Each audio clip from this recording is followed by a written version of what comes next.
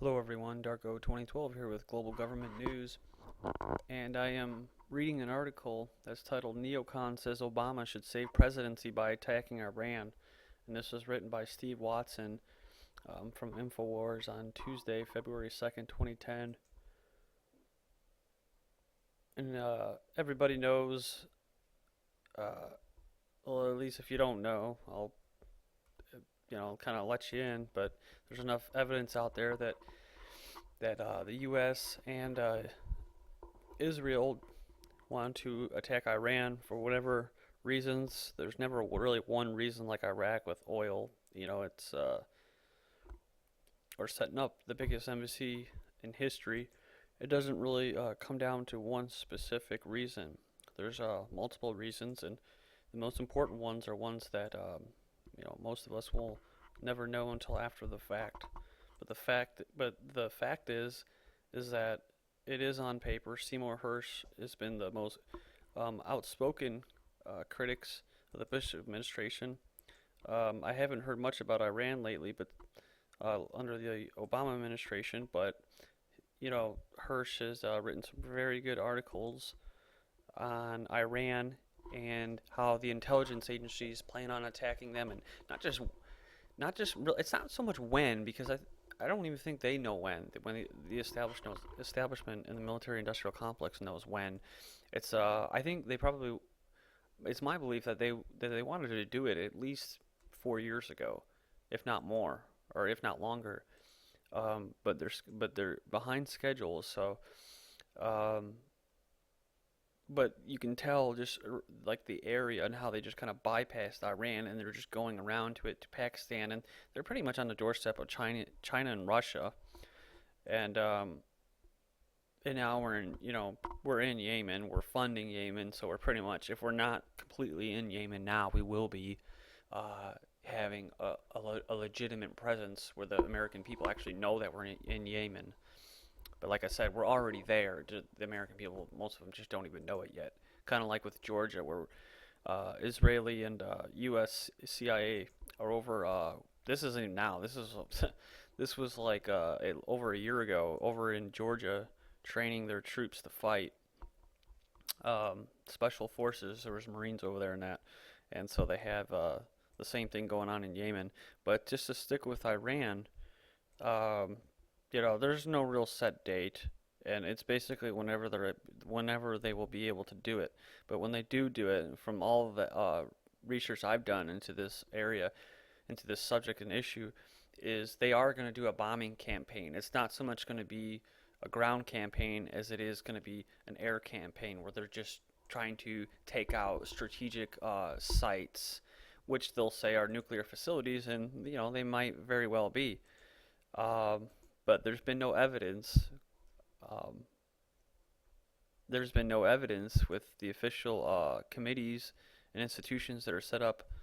What is it? The IAEA that inspect goes in and actually inspects, and almost every time they say that Iran does not have the capability to produce a nuclear weapon, but it doesn't really matter because all the executive federal branch has to do is go and use the media, Fox and CNN. It doesn't matter whether it's conservative or liberal. It's all the same crap, and which is neo-fascism, and so they'll say that they have a bomb and we got to go take them out, and the American people just aren't supporting it because we're in what, four countries now in the Middle East now, and so we literally cannot afford something like that, a campaign like that. But we're living in a time where, yeah, where they need, where they're carrying out false flag terrorist attacks, and where our dollar is losing its value, but they are artificially inflating it by keeping interest rates low. And now they're talking about discretionary spending, which is cutting social programs, but increasing spending to the Pentagon and defense, and to aid, as they call it, to countries like Israel, where we give them money. So no one really knows when, but they do want to do it. And like I said, it will be an air campaign. So let's go here. A neoconservative commentator and scholar has stated that Obama can save his presidency and turn around his plummeting approval ratings by bombing Iran. Pro-war fanatic Daniel Pipes has penned a despicable piece of conservative website, National Review Online, calling for preemptive airstrikes on Iran's nuclear facilities. Here is an idea for Barack Obama to help salvage his tottering administration by taking a step that protects the United States and its allies, Pipe writes. He needs a dramatic gesture to change the public perception of him as a lightweight, bumbling ideologue, preferably in an area where the stakes are high, where he can take charge, and where he can trump expectations. These are all quotes, of course. Such an opportunity does exist, Pipe adds. Obama can give orders for the U.S. military to destroy Iran's nuclear weapon capacity. Just as 9/11 caused voters to forget George Bush's meandering early months, a strike on the Iranian facilities would dispatch Obama's feckless first year down the memory hole and transform the domestic political scene, he continues. It would sideline healthcare, he continues, prompt Republicans to work with Democrats, make netroots squeal, and independents reconsider and conservatives swoon, Pipes states. He also was a staunch supporter of the Vietnam War and strong advocate for the invasion of Iraq. He is also a supporter. He also supports Israel in the Arab-Israeli conflict and is completely opposed to any form of Palestinian state.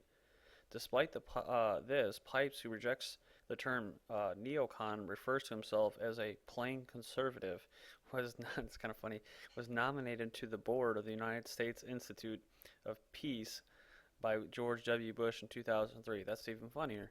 He is also the head of the think tank named the Middle East Forum and its website Campus Watch, which has been fiercely criticized as anti-Islamic. Campus Watch was also accused of, quote, the McCarthyist intimidation of professors who criticized Israel when it published dossiers on 8 professors it thought hostile to America. And it goes on, it says, with regards to Iran, Pipe has advocated that the U.S., quote, unleash the right-wing terrorist organization Mujahideen MEK against Iran. It is well known that the MEK has direct ties to the CIA, and there was already evidence relating to the use of the group against Iran in covert operations. Pipe occupies a long list of neocon policy wonks and academics who share the same fetish for more war and more terrorism in the name of uniting the country, seemingly unfazed by the complete ignorance of their comments and depth of their depravity. The past 2 days have seen an intensification in rhetoric regarding the geopolitical situation in the Persian Gulf. Last week, Obama warned Iran of, quote, growing consequences with reference to the country's nuclear ambitions. The Iranian government then stated that the nation will deliver a harsh blow to the, quote, global arrogance on February 11th, the anniversary of the Islamic Revolution.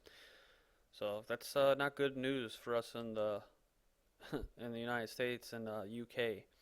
The U.S. has retaliated to what it sees as Iran's growing missile threat by deploying a land and sea-based missile shield to protect American allies in the Gulf. Yeah, that's also recent news. They're deploying missile shields, and Russia doesn't have a problem with it at all. According to administration officials, Iran's government responded by calling the deployment a, quote, puppet show, adding that it represents nothing except a new political ploy to increase the American military presence.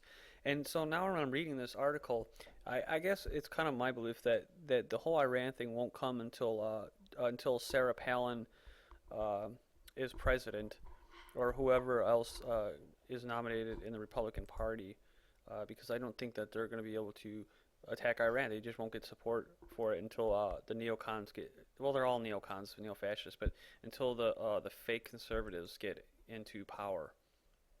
So that's kind of my belief. I think that their main area right now would be Pakistan and Yemen. I think those are the areas that we should be focusing on. But they always say this type of stuff.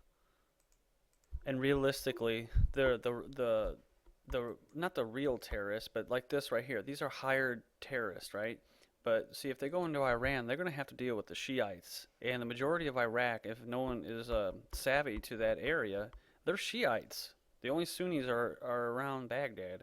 Well, I'm sure that it's changed now after we've gone in there and invaded it, but for the most part, they're Shiites. So if we just attack Iran, we're not going to just attack Iran. Now we got to go back into Iraq. So that's a big thing that's going on. So thank you for checking this out, guys.